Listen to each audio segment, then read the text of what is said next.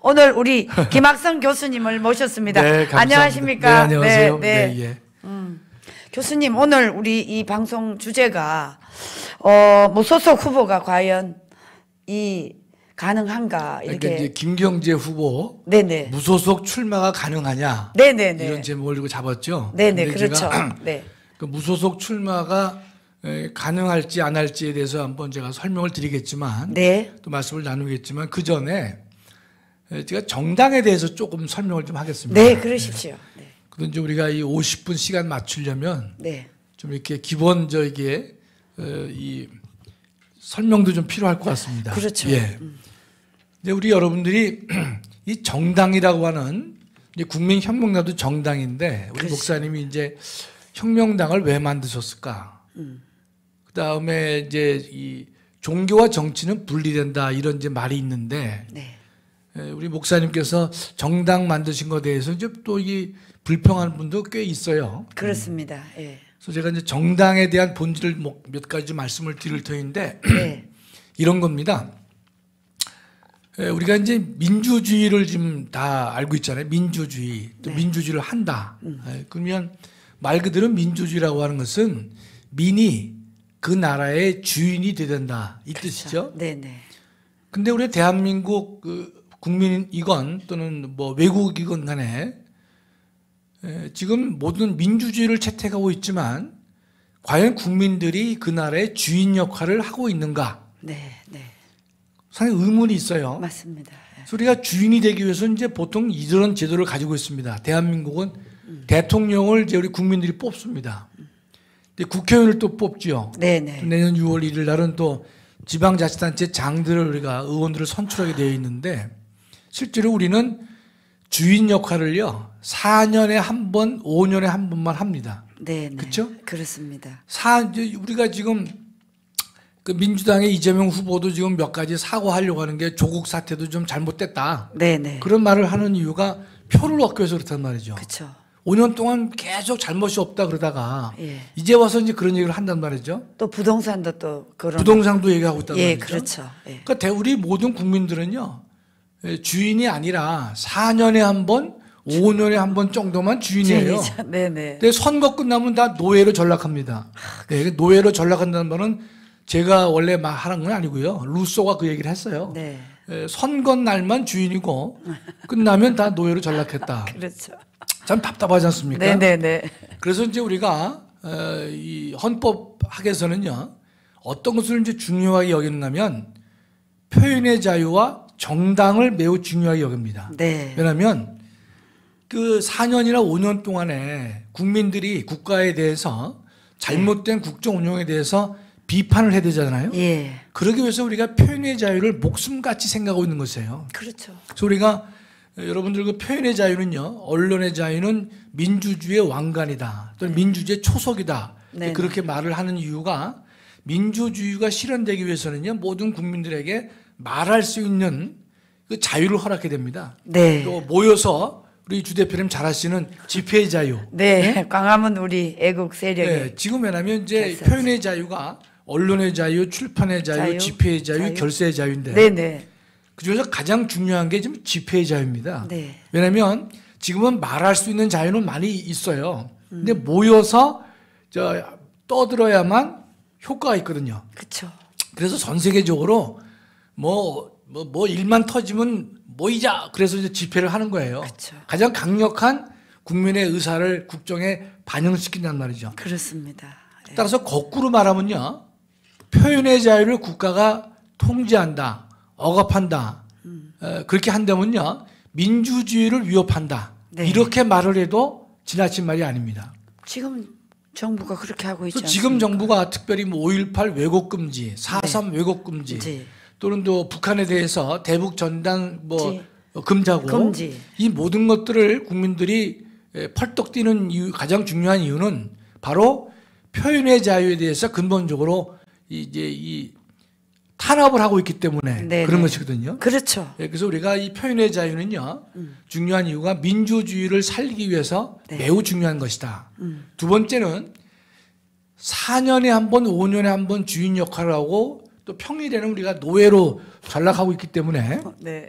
이거를 막기 위해서는요, 표현의 자유를 말씀드렸지만 제도적으로 막기 위해서는요, 정당이란 존재가 필요하다라고 느껴진 거예요. 네, 맞습니다. 잘 아시다시피 정당이 있기 때문에 국민은요, 그런데 정당이 없으면요, 대통령이나 국회의원한테 말하기 매우 어려워요. 그렇죠. 전화 받습니까? 안 저는 받아요. 안 받죠. 네네. 선거 전에는 연락 받아요. 다 받죠. 예, 근데 선거 끝나면 일체 연락이 안 됩니다. 네, 맞습니다. 그러면 국민의 의사가 국정에 반영되도록 하기 위해서는 정당. 대통령이나 국회는 너무 먼 당신이에요. 네네. 그렇기 때문에 그 중간에 매개체가 필요한 거예요. 네, 그렇습니다. 그게 바로 정당이죠. 정당이죠. 네네, 맞습니다. 그래서요, 우리가 이제 18세기나 19세기는 민주주의 말할 때는요, 의회를 연상했습니다. 네. 그래서 의회제 민주주의라는 단어가 그래서 만들어진 것인데 지금 20세기 후반에 또는 21세기 와서는요, 전 세계가 민주주의 그러면 의회제 민주주의라는 말을 하고 있지 않고 정당제 민주주의다 이런 말을 씁니다. 그렇죠. 예. 그러면 우리가 정당제 민주주의 특성을 좀 잠깐 좀 말씀을 드리면 이런 것이에요. 네. 우리 지금 주 대표님, 우리가 이제 우리 3월 9일. 3월 9일 날도 그렇지만 모든 선거에서는요, 사람을 볼까요? 추천한 정당을 볼까요? 추천한 정당을 많이 추천한 정당을 많이 보죠. 그렇습니다. 그래서 우리가 이제 국회의원 선거할 때도 보면 네네. 저 사람이 좀 모질라 보여도 저 정당이 추천했어? 그러면 정당 보고 찍어요. 그렇구나. 그렇기 때문에 과거에는 네. 사람 보고 찍었는데 네. 지금은 정당을 보고 찍습니다. 맞습니다. 그게 바로 정당제 민주주의의 특성이다 이런 뜻입니다. 네네. 또 두 번째는요, 이 정당은요, 국가기관이 아니에요. 그렇기 때문에 주 대표님, 정당에 소속돼 있으면 공무원은 아니잖아요? 아니죠. 아니죠. 예. 원래 국가기관이면 공무원으로 대접받아야 되는데 그렇죠. 이 정당은 국가기관이 아니에요. 아니고. 그런데 재밌는 것은요, 우리가 국가 여러 가지 행사를 하지 않습니까? 거기 가서 보면 이 정당의 대표는요, 맨 앞자리. 의전 서열이 매우 높습니다. 맨 앞자리 앉죠. 맨 앞자리에 앉죠. 항상 맨 앞자리. 맨 앞자리 이제 국무총리 다음으로 이제 이게 랭킹이 됐단 말이죠. 그렇죠. 예, 예. 왜 그러냐 말이죠. 예. 공무원도 아닌데 엄청난 대접을 해줘요. 네. 그 이유는요, 정당은 국가기관도 아니고 공무원 신분도 없어요. 그럼에도 불구하고 장관 못지않게 대접을 해준단 말이죠. 그 이유가 그만큼 정당이 우리 전체 우리 헌정 질서에서 차지하는 비중이 높기 때문에 그렇습니다. 매우 높죠. 네. 그 바로 정당제 민주주의의 특성들이에요. 네네. 그러니까 사람을 대신에 추천 정당을 본다든지 네. 또는 그런데 의전 서열이 높다든지 그다음에 다 보시면 이 정당 간의 싸움만 언론이 보도를 해요. 네. 그렇죠? 예. 우리 국민혁명당은 아직 보도를 잘 안 해주지 않습니까? 예, 안 하고 그건 뭐 있습니다. 아픔이지만 네. 그건 우리가 노력해서 예. 만들어내야 될 것이다. 그렇죠. 이렇게 생각을 예. 이제 맞습니다. 하고 있단 말이죠. 예, 예, 예. 그러면 정당이 그만큼 중요하게 인식되고 있는데 우리나라만 그런 거 아닙니다. 미국, 영국, 독일, 일본 다 그렇습니다. 미국은 더 심한 것 그렇죠? 같더라고요. 그러니까 전 세계적으로 모든 나라가 이 정당 중심으로 움직이고 있어요. 그렇습니다. 자, 그러면 네, 네. 우리가 전광훈 목사님이 이런 말씀을 이제 평소 하신 게 있어요. 내가 다 해봤다는 거예요. 뭐 시민단체도 되고 다 해봤는데 안 돼서 혁명당을 만드셨다. 그렇습니다. 그 말을요, 헌법적으로 풀어드리면 네. 이런 것이에요. 예수 한국 복음 통일을 하려고 하는데 네. 예수 한국을 만들려고 하는데 시민단체 운동을 가지고 해보니까 한계가 있더래요. 한계가. 안 돼요. 한계가 있는 거예요. 네네. 그래서 정당이란 조직을 통해서 이 문제를 좀 적극적으로 실현해보자 네. 라고 나서서 하신 것이 바로 정당 창설입니다. 교수님, 거기서 예. 제가 잠깐 말씀하세요. 주임새를 네, 예. 넣으면 네, 예. 제가 이 현장 시민 아스팔트 NGO 활동을 한 지가 18년이 됐습니다. 네, 예. 그런데 아무리 밖에서 외쳐도 이게 한계가 있는 거예요. 네. 정당에서 이것을 외치고 정당의 그 국회의원 한 명이 의회에 들어가면 이 엄청난 의회의 그 법을 바꿀 수도 있고 고칠 수도 있는데 영향을 줄 수가 있죠. 그렇죠. 네. 시민단체는 밖에서 아무리 외쳐봐야 네. 공허한 매열이야. 네. 그리고 국회의원들이 그때는 들은 척하면서 예 알겠습니다 이래도 들어가면 끝이야. 그렇습니다. 이러니까 제가 고민했었어요. 이거 어떻게 되나? 우리 한계가 있다. 그랬는데 이 정광훈 목사님께서 2019년 6월 8일부터 국민 이 대회를 시작하면서 대중을 결집시키고 군중들이 그냥 물밀듯이 모이니까 이게 정당으로 가면 정말 국회에서 동성애 반대, 지금 뭐 여성가족부에서 하는 정말 말도 안 되는 법안들을 다 올리고 있으니까 이걸 제재할 수가 있겠구나. 그래서 저도 적극적으로 이 국민혁명당에서 정말 맹렬하게 뛰고 있습니다. 지금 그 말씀을 제가 헌법적으로 다시 이제 바꾸어서 설명을 드리면 네네. 시민단체는 왜 힘이 없느냐? 없어요. 이런 겁니다. 네. 시민단체는 국가 권력을 가진 자에게 옆에서 이야기만 하는 거예요. 그렇죠. 그러나 정당은요, 국가 권력 그 자체를 잡으려고 하는 거예요. 그렇죠. 그러니까 네. 권력 자체를 잡으려고 하고 국가 권력 안으로 들어가려고 하기 때문에 정당이 필요한 거예요. 그래서 우리 헌법적으로 보면 시민단체는 왜 한계가 있느냐? 그들은 주장을 해서 누구한테만 얘기하느냐? 정당에게만 얘기를 해요. 그렇죠. 해달라고. 그러나 국민혁명당을 만들어서 하는 이유는, 목사님께서 정당을 설립하신 이유는 바로 권력 자체를 우리가 장악하겠다. 그렇죠. 국가 권력 안으로 바로 들어가겠다라고 하는 일환으로 목사님이 하신 거예요. 그렇기 때문에 목사님께서 다 해봤는데 안 되더라. 정당만이 답이었더라. 라고 하신 말씀은요, 헌법적으로 제가 풀어 설명해 드리면, 시민단체는 국가 권력을 장악하는 것이 아니라 국가 권력에게 인풋만 가하는 거예요. 그렇습니다. 그러나 정당은 국가 권력 자체를 잡으려고 하고 국가 속으로 들어가려고 하는 거기 때문에 효과적이다. 그래서 목사님이 이제 그렇게 일을 하신 것이고, 그다음에 그렇게 설명을 하시는 거예요. 맞습니다. 또 하나, 오늘 뭐 본론에 들어가기 앞서서 하나 더 말씀드리면, 좀 예컨대 이런 말이 많잖아요. 예컨대 목사님께서는 이제 광화문 운동까지는 좋은데 왜 정당까지 그걸 만들어서 잠깐 국가 일에 관여하려고 하시느냐? 그건 정교 분리에 어긋나지 않느냐? 이런 말을 이제 계속 하세요. 그렇죠. 제가 이제 언제 한번 정교 분리를 잘 말씀드리려고 그랬는데, 간단히 말씀드리면요, 이 정교 분리라는 단어는 전 세계 헌법에서 대한민국 헌법에만 이 말이 있어요. 정식 명칭이 무슨 말인가면요, 일본이건 미국이건 독일이건요, 어떻게 되어 있냐면 국가는 이 종교에 관여하지 마라. 종교를 탄압하지 말고 종교를 간섭하지 마라.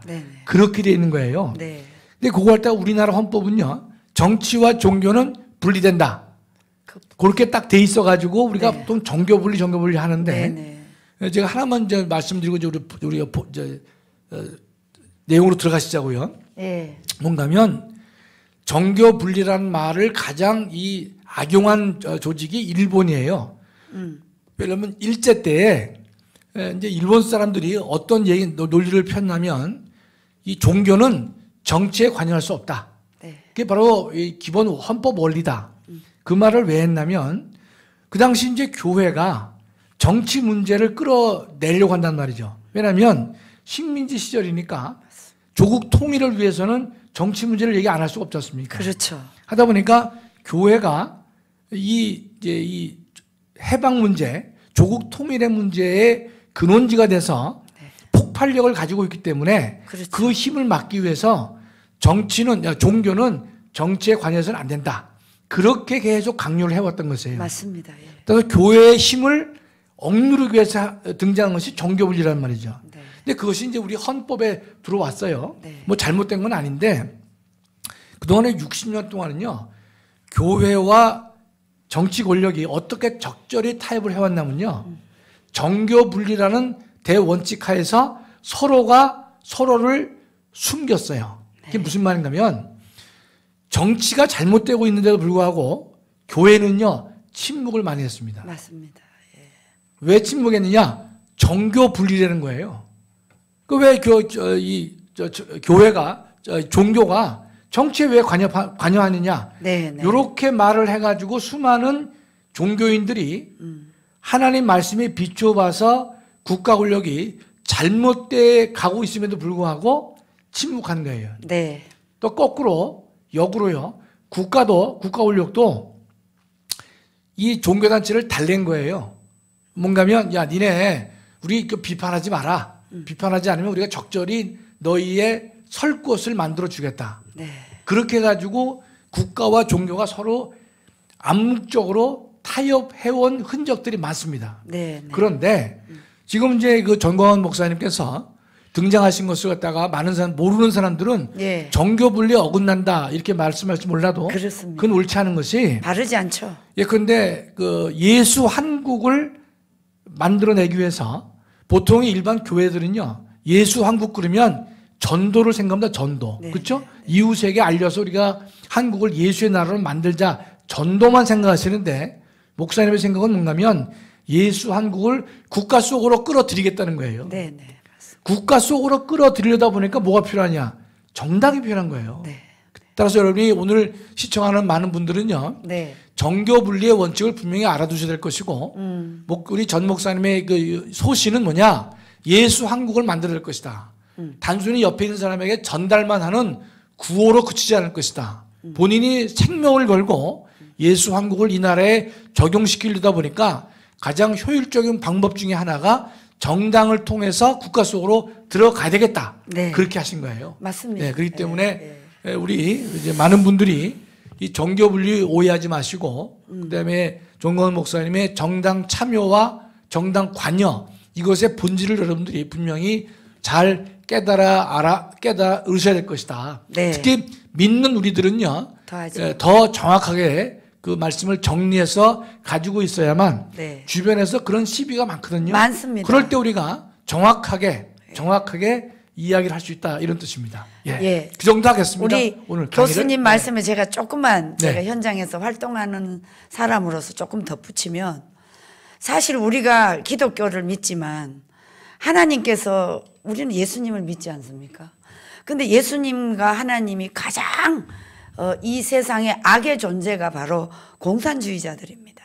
그러니까 정광훈 목사님의 이 정당은 정말 사례가 없는 일이지만 우리 대한민국에서는 이게 정말 확실하게 필요한 정당으로서 있어야 되기 때문에 목사님은 나라가 있어야 그리고 공산국가 체제로 가지 않아야 대한민국의 올바른 기독교가 번창할 수 있다. 아마 이런 신념도 굉장히 그럼요. 투철하십니다. 그럼요. 그러시다 보니까 이렇게 이제 정당까지 만들게 됐는데 이 부분에 대해서는 오늘 우리 김학성 교수님이 명확하게 말씀을 해 주셨기 때문에 여러분들에게 아마 이해가 잘 됐으시라 믿습니다. 예, 네. 감사합니다. 네, 감사합니다. 예, 그러면 이제 우리 본론에 들어가죠. 네, 그러니까 김경재 후보 무소속 출마 가능할까? 네. 이렇게 했는데 예.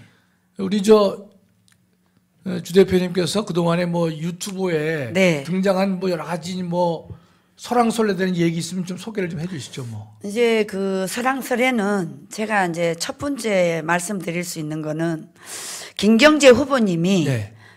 그 목사님과의 뭐 어떤 재정적인 문제 가지고 조금의 그 의견 차이가 있으면 직접 만나서 네.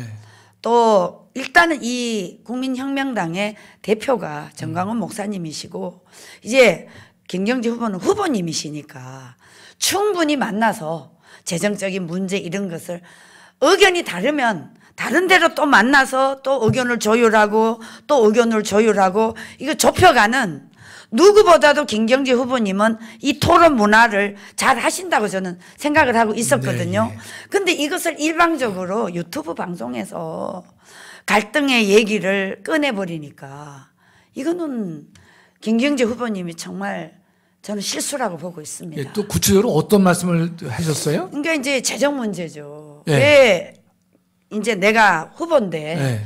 이제 모든 후보 권한이 있고 그래서 저는 오늘 교수님에게 이걸 물어보고 싶어서요. 공당의 대표는 따로 계시고 네. 대통령 후보가 되면 후보의 권한이 어디까지인지 이걸 알고 싶은 거예요. 그래서 교수님한테 제가 오늘 이걸 여쭤보려고 했습니다. 그 후보의 권한이요? 네. 그 후보로서 사명을 잘 감당하는 게 후보의 권한이에요. 네. 근데 의무인데 네. 예, 우리가 지금 제가 지난번에 말씀드렸지만 이런 거죠. 우리가 이제 민주당하고 국민의힘에서는 대통령 후보가 되면 그 사람에게 당무 우선권이라고 하는 네. 그런 이제 권한을 줍니다. 네. 네. 왜냐하면 당 대표도 있지만 중요한 것이 이제 대통령 후보를 중심해서 네. 정당이 운영되어야만 일을 해야 되니까. 또 네, 이 네. 그래야 정권을 만들어낼 수 있지 않습니까? 그렇습니다. 예. 그런 권한을 주는 것인데 제가 알기로는 아마 그 두 정당 이외에 다른 정당은요 그런 규정을 제가 볼 때는 없다고 봐요. 네. 때문에 국민혁명당은 제가 확인했습니다. 네. 없습니다. 당 무송권 없습니다. 네. 예. 이 때문에 김경재 후보께서 그런데 그 이 두 정당의 이해를 가지시고 아마 우리 국민혁명당의 문제를 접근하시는 것은 좀 이해가 부족한 것이다 이렇게 볼 수밖에 없죠. 네네. 근데 또 우리 어제 목사님께서 설교하실 때 뭐 김경재 그 TV인가 거기에서 우리 정광훈 목사님 목사를 뭐 똑바로 해라 뭐 이런 말이 나왔어요? 그건 제가 어제 못 들어가지고. 아니 이 방송을 유튜브를 보셨다면서? 유튜브에서는 뭐 정광훈 목사님 똑바로 하라 이런 그러니까 그런 언어에 가깝죠.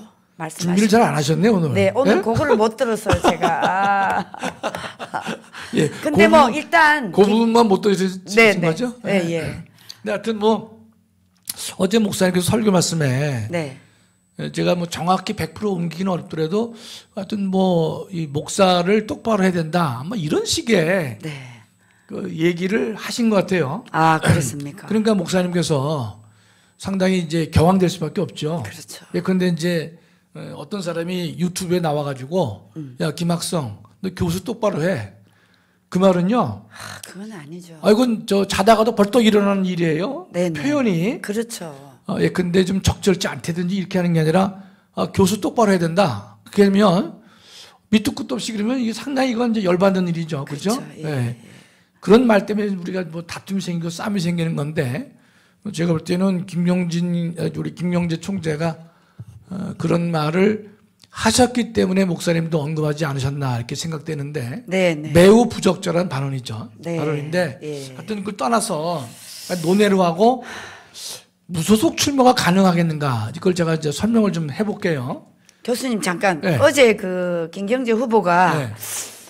이 시간 이후부터 국민혁명당을 탈당하고 무소속 대권 후보로서의 길을 걸어가겠다. 이렇게 하셨거든요. 네. 그러면서 보수 정권의 혁명적 교체를 목표로 하겠다. 이렇게 하시니까 과연 무소속 후보가 이제 가능한지 그걸 묻고 싶습니다. 네. 네. 저분이 우리 상당히 좀 우리 김경재 후보님이 여러 가지 이제 정치 경력이 상당히 크고 그렇죠. 많으신데 네. 아마 지금 잘 모르고 계시는 것 같아요. 네. 자, 우리 한번 조문을 좀 보겠습니다. 네. 자, 우리 공직선거법 54조를 좀 봐주실래요? 54조. 네. 그좀 자, 54조. 이걸 좀 같이 자료 화면으로 띄워주세요. 예. 네. 자, 우리 제가 읽겠습니다. 권사님 읽어보세요. 네. 제54조 후보자 사퇴의 신고. 후보자가 사퇴하고자 하는 때에는 자신이 직접 당의 선거구 선거관리위원회에 가서 서면으로 신고하되 정당 추천 후보자가 사퇴하고자 하는 때에는 추천 정당의 사퇴 승인서를 첨부하여야 한다. 이렇게 돼 있네요. 보시면요. 네네. 지금 54조를 보면 이제 글씨가 후보자가 작아서. 사퇴할 수도 있잖아요. 네네. 그럴 때는 어떻게 합니까? 직접 이 정당에. 선관위에 가서 네. 서면으로 신고를 해야 돼요. 근데 서면 신고부터 하고. 그게 아니라 네. 이제 일반적인 사람은 저렇게 하는데 네. 정당 후보자는 조문이 나눠져 있죠. 네네. 정당에서 추천 후보자가 사퇴할 때는 뭐가 필요하죠? 추천 정당의 사퇴 승인서 예, 승인서를. 첨부해야 돼요. 네. 그래야 후보자 사퇴가 됩니다. 아, 그렇구나. 그러면 이제 네. 우리 김경재 후보께서는 후보자 사퇴하시려면요. 네. 국민혁명당에 사퇴 승인서를 첨부를 해야 돼요. 네. 그러면 일단 첨부서를 받고 네. 다른 말씀을 하셔야지. 제가 볼 때 조금 좀 이게 미진한 부분이에요. 네. 두 번째, 그러면 이제 우리가 몇 조더라? 지금 48조가 아닌데 제가 조문을 안 써놨네. 52조. 아, 예. 52조를 보세요. 52조 보면 등록 이 파란색으로 칠하지 말아요. 그거 안 읽기가 보여. 어렵네. 네네. 네. 자, 52조 등록 무효라는 게 있는데 네. 여러분 여러분이 아니라 자, 1. 후보자 등록 후에 다음 각 호의 어느 하나에 해당하는 사유가 있는 때에는 그 후보자의 등록은 무효로 한다. 네, 6호로 읽어주세요. 6호. 6호. 정당 추천 후보자가 당적을 이탈, 변경하거나 2인 이상의 당적을 가지고 있는 때 됐습니다. 예. 예. 그 당적을 이탈 변경하거나 둘 이상의 당적을 가지고 있을 때는 뭐가 되죠? 등록이 무효가 돼요. 네. 그렇죠? 그러면 네. 지금 이제 김경재 후보께서 당적을 이탈했어요. 네, 그렇죠. 이탈했죠? 네. 그러면 지금 후보자 등록이 무효가 되는 거예요. 네. 무효가 됩니다. 네. 그러면 이게 무효가 되지 않으려면 이 정당에 조금 전에 읽은 말씀드린 그 정당의 사퇴 승인서. 네, 사퇴 승인. 사퇴 승인이 첨부가 되고 네. 그다음에 이 당적을 이탈해야 되는데 네. 이탈을 먼저 하셨어요. 먼저 하셨으면 일단은 등록이 무효가 됩니다. 그게 여하튼 그래도 이게 무소속 나가는 데는 문제가 없어요. 무소속은 왜냐면 이제 그러니까 이 등록 무효가 됐으니까 아주 국민혁명당의 정당 추천 후보자로서는 이제 자격이 상실되는 거죠. 없는 거죠. 없는 거죠. 네네. 그러니까 이미 그 이제 됐는데 제가 이제 궁금한 것은 자 우리 56조를 좀 보여주실래요? 56조. 네, 56조. 그 자. 기탁금 조항이에요. 뭐 예. 다 읽으실 필요 없고 네. 거기에 1호 보면 대통령 선거는 기탁금이 얼마입니까? 올려주세요. 기탁금. 어디 있죠? 그 1호. 아, 대통령 선거 선거는 얼마예요? 지역구원에 아니 거기 1호. 대통령 선거는 얼마나 됐어요?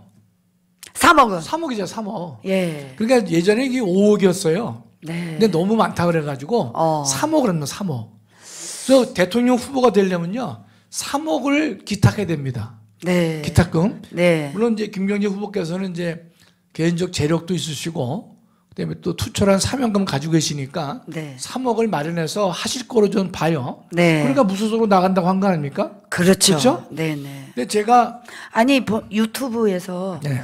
본인이 뭐 집을 팔아서라도 하겠다 이렇게 말씀을 하셨거든요. 하셨겠죠. 네네네. 그래야 의지를 보여주는 거니까. 그렇죠. 다만 오늘 제목이 뭐였죠? 저는 무소속 무소속. 출마 가능할까 퀘스천이에요. 네네. 그 말은 뭡니까? 하여튼 김학성은 글쎄 하실까 의문이다 이런 게 제 네. 생각이고. 예. 그렇죠? 예. 우리 주 대표님하고 점심 얘기 한번 할까요? 김경재 후보님이 3억 내고 나오실 거로 보시고 저는 아니라고 보는데 어떻게 생각하세요? 저도 3억 내고는 안 할 것 같은데. 아 그러면 내기가 안 되잖아요. 점심 제 싸게 할 거니까 네. 네? 주 대표님은 나오신다고 보고. 나온다. 왜냐면 김경재 후보님이 투철한 의식을 갖고 계시니까 네네. 집을 팔아서도 한다 그랬으니까 그렇죠. 주 대표님 나오신다고 봐야 되고 네. 저는 제가 볼 때 저는 안 나오신다고 봐요. 네. 두 번째입니다. 이게 3억이에요. 3억. 네네. 그다음에 57조입니다. 그 밑에 건데 예. 우리 주 대표님이 이제 이게 조문이 눈에 잘 안 들어오시잖아요. 예. 제가 잠깐 눈이 보면 침침해가지고. 근데 이 화면에 올려주세요. 57조를 예. 보면 자 1호에서 네. 가와 나가 있는데 네. 후보자가 당선되거나 사망한 경우 예. 또는 유효투표 총수의 100분의 15 이상을 득표한 때는 기탁금 전액. 이게 예. 무슨 말인가면요. 예. 후보자가 당선됐어요. 대통령으로. 네. 예. 그러면 3억 돌려줍니다. 아, 그렇구나. 두 번째 예. 사망한 경우 예. 후보 중에 선거 중에 사망했어요. 예. 그거 불쌍하잖아요. 그렇죠. 3억 돌려줘요. 그렇구나. 그 다음에는 100분의 15를 얻으면 돌려줍니다. 아, 그렇구나. 그러니까 당선되고도 돌려주고 사망해도 돌려주고 100분의 15를 얻으면 돌려줍니다. 왜냐하면 이건 나름대로 국민의 많은 지지를 받은 사람이기 때문에 기탁금을 돌려줄 필요가 있다. 네. 이런 의미에서 돌려줍니다. 아, 그런데 네. 예. 여기 이유 다시 올려주세요. 나를 보면 후보자가 유효투표 총수의 100분의 10 이상 100분의 15 미만을 득표한 때는 어떻죠? 100분의 50만 줘요. 네. 절반을 돌려줍니다. 그 무슨 말인가 하면 투표가 끝났는데 10%에서 15% 사이로 득표를 하면요. 3억에서 1억 5천은 돌려주겠다는 뜻이에요. 반은 줍니다. 아, 그렇구나. 그 말은요. 100분의 10이 안 되면 하나도 안 줘요. 정리를 하시죠. 네네. 자, 100분의 15가 넘으면 전액 돌려주고, 네.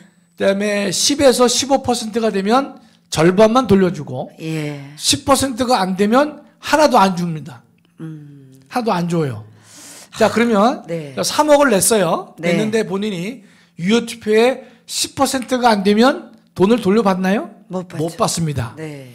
10에서 15%면 반을. 반이는 받아요. 네. 네. 네. 네. 그다음에 15%가 넘으면 다 돌려받습니다. 네. 자, 그러면 네. 3억이 작은 돈 아니죠? 아니죠. 예, 현찰 3억인데 네. 그러면 이제 고민하실 거예요. 김경재 후보께서 네. 집을 팔아서 하신다고 됐지만 야, 그러면 이게 10%가 안 되면 10원도 돌려 못 받는데 네. 우리 주 대표님 보실 경우에 10%가 나올까요? 안 나올까요? 뭐 김경재 후보님이 지금 들으시면 기분이 나쁠지 모르시겠지만 예.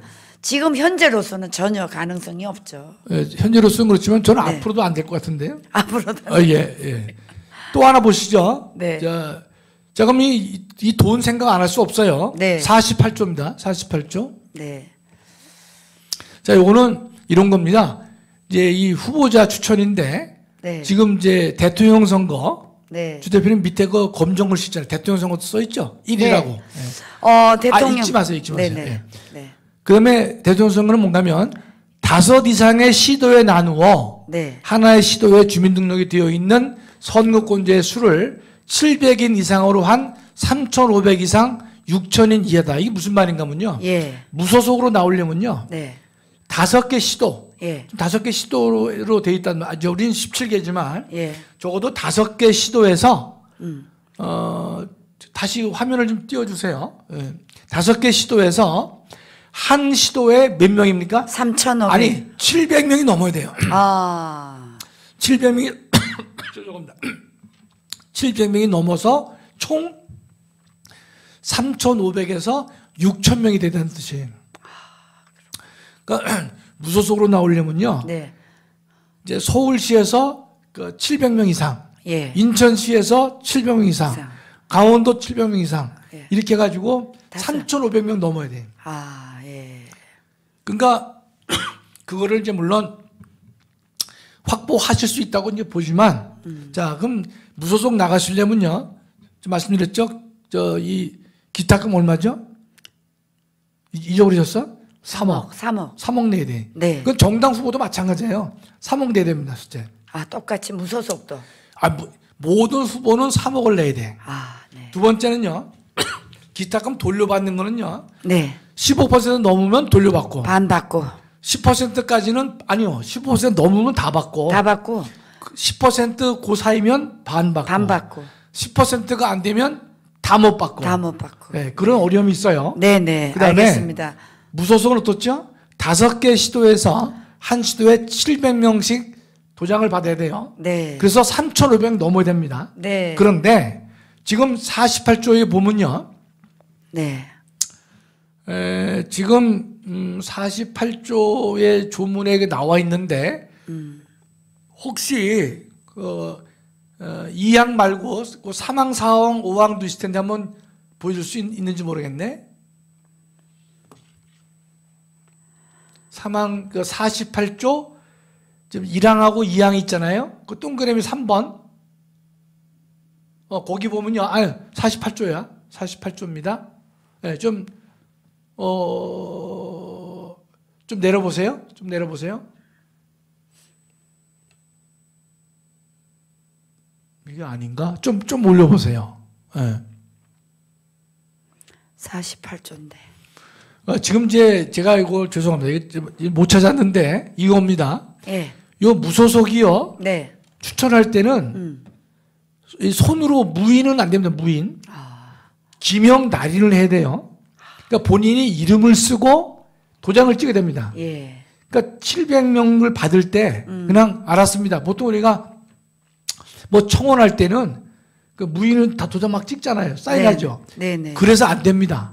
700명을 할 때는 여기 있네. 나왔네. 49조 3항입니다. 49조 3항. 좀 띄워주실래요? 맞아요. 자, 무소속 후보자가 되는 자는 선거권자가 기명하고 날인 자, 그 파란색을 없애보세요. 그것만 좀 띄울 수 있나? 기명하고 날인. 예. 그다음에 가로 무인을 허용하지 아니한다 그랬어요. 네, 나와 있네요. 나와 있죠. 네. 그러니까 뭐죠? 그 700명 할 때 그냥 되는 게 아니라 주옥순 쓰고 도장 찍으셔야 돼요. 예. 거기다 뭐 우리가 보통 뭐 김학성 쓰고 손으로 찍는다. 무인 안 돼요. 된다. 그만큼 뭡니까? 엄격해요. 네. 자, 그렇다면 자, 정리를 해보죠. 지금 기타금 3억을 내야 됩니다. 3억. 3억.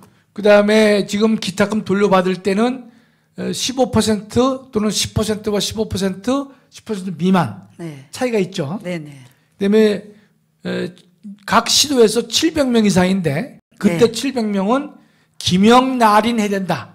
그런 엄격한 조건이 있습니다. 자, 그러면 이런 조건을 다 충족하시기가 쉽겠는가? 네. 저는 거기에 대해서 주옥순 대표님은 점심 얘기할 때 지금 된다고 얘기하셨고 물론 어거지로 하셨어요. 제가 강요했기 때문에. 네. 근데 저는 분명히 안 하실 것이다. 네.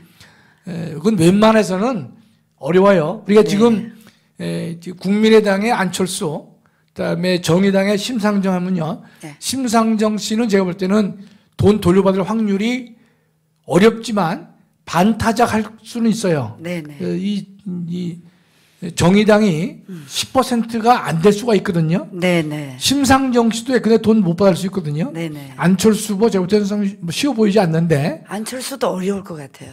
그러나 하여튼 뭐 저는 안철수 후보가 지금 어떤 나중에 아주 고민 많이 하시고 또 우리 이 단일 후보 만드는데 많이 도와주셨으면 좋겠어요. 저는 안철수가 네. 지난번 그 우리 5.7 서울시 보궐선거 때 저 그때 안철수를 진짜 굉장히 지금 높이 평가하고 있습니다. 그 안철수라고 그러시면 안 돼요. 안철수 후보님. 예. 근데 안철수 후보님이 매우 중요한 분이거든요. 예, 매우 중요한 예, 분입니다. 근데 안철수 후보님도 지금 상황이 이런데 네. 과연 김경재 후보님이 네. 이 어려운 길을 가실 수 있겠는가? 네. 저는 그게 걱정이고. 아직 가신다 그랬잖아요, 지금. 예, 그런데 제가 김경재 후보님에게 좀 안타까운 게 있습니다. 예. 사실 이 국민혁명당 만들고 전국에 파라솔을 거의 10,000몇 개를 치고 그 다음에 그 당원들 모집하고 저희들이 여름부터 진짜 전국을 안 다닌 데가 없습니다. 그렇게 해서 이 국민혁명당을 만들어서 김경재 후보님을 떡하니 정광훈 대표님께서 반드시 김경재 후보로 가야 된다. 이분이 정치도 많이 하셨고 또 어려움도 겪으셨고 그래서 누구보다도 잘 하실 것이다. 이렇게 생각을 하고 국민혁명당 후보들이 전폭적으로 지지를 해서 떡하니 후보를 세워놓으셨는데 제가 정말 서운한 것이 뭐냐면 후보님 너무 꽃감만 잡수시려고 한 것이 아닌가. 이게 제가 좀 많이 섭섭하고요. 사실 국민혁명당에서 수많은 사람이 고생을 하고 지금까지 이것을 이끌어 왔습니다. 그동안에 전국에 10,000개의 파라솔을 치면서 그 혁명당 당원들 모집하는데 그냥 했겠습니까? 얼마나 예산이 많이 투입됐겠습니까? 그리고 지금 여기 방송서부터 벌려놓은 것이 다 국민혁명당을 위해서 이렇게 확장을 시켜놨습니다. 그러면 후보님께서 정광훈 대표님이 두 분의 얘기는 저희들은 모릅니다. 그렇지만 후보님이 너무 안일하게 꽃감만 잡수시려고 하다가 지금 이런 불상사가 일어나지 않았나 저는 이렇게 생각을 하고 제가 한 말씀을 드리는 겁니다. 예, 잘하셨어요.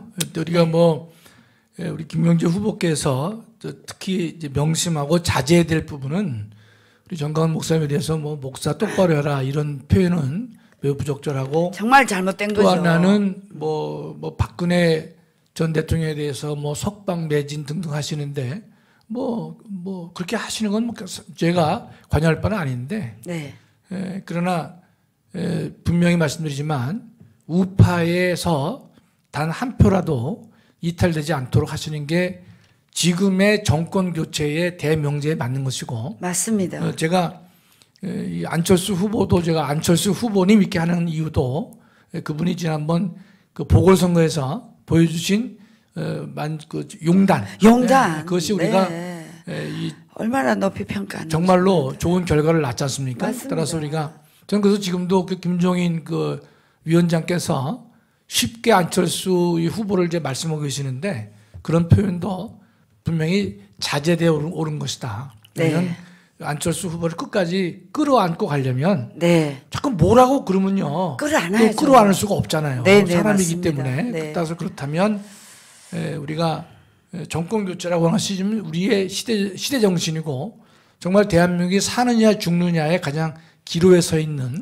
그런 상황이기 때문에 우리가 그것을 위해서 여러 가지 우리가 말도 자제하고 노력하고 있는데 단 한 표라도 이탈이 없었으면 하는 마음이 간절하고요. 또 하나는 우리 안철수 후보도 국민의힘에서 특히 김종인 위원장이 좀 너무 막 나가지 마시고 또 연세도 계시는데 잘 지혜롭게 해가지고 안철수 후보까지 우리가 끌어들여서 정권 교체에 우리 국민들의 열망을 달성하는데 다들 노력을 했으면 좋겠다. 맞습니다. 이런 뜻입니다. 전 그래서 우리 김경진 후보님도 지금의 심정은 근데 전 잘 모르지만은 뭐 무소속 후보라도 내 나가서 끝까지 한번 해보겠다. 뭐 이렇게 생각을 하시는 것 같은데 물론 당장의 기분은 그럴 수도 있겠지만 제가 볼 때는 또 연세도 계시고 또 경륜이 계시기 때문에 저는 예컨대 그렇게 안 하실 것으로 믿고 있어요. 믿고 있기 때문에 또 우리가 법리적으로도 보면 실제로 이게 잘 되기가 어렵고 현실적으로도 어렵습니다. 따라서 우리가 또 우리 김민주 후보님께서도 정권 교체를 상당히 열망하고 계시는 분이기 때문에 저는 우리 지혜롭게 잘 하시리라 저는 그런 생각을 하고 있습니다. 네, 교수님, 전 마지막 발언해도 돼요? 하셔야죠. 자, 김경재 후보님, 제가 한 가지 예를 좀 들겠습니다. 작년 4.15 총선 때 박근혜 대통령 지금 이제 석방을 외치고 저도 당연히 박근혜 대통령 석방을 외치는 사람입니다. 그런데 지난번에 그 모임에도 제가 참석을 했고 박근혜 대통령 석방은 저는 정말 가슴이 아리지요. 당장 여성이고 나와셔야 되는데. 근데 문제는 박근혜 대통령이 작년 4.15 총선 때 광화문 광장을 휩쓸고 서울역을 휩쓴 박근혜 지지파 조원진 공화당이 있습니다. 그리고 박근혜 대통령을 탄핵시킨 정당 야당이 있었습니다. 그때는 지금의 국민의힘이 아니고 뭐죠? 무슨 있었어요? 당이 있었죠. 그런데 박근혜 대통령이 감옥에서 성명서를 냈을 때 어디 쪽을 지지하셨습니까?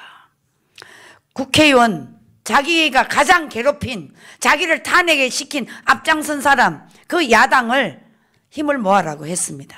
이것만 보더라도 박근혜 대통령은 자기 개인의 영역보다는 국가 체제를 바로 세우는데 앞장서고 계신다. 저는 이렇게 생각을 합니다. 자, 그러면 지금 박근혜 대통령을 강제로 탄핵을 시킨 이 주범들, 물론 지금 국민의힘에 다 있습니다.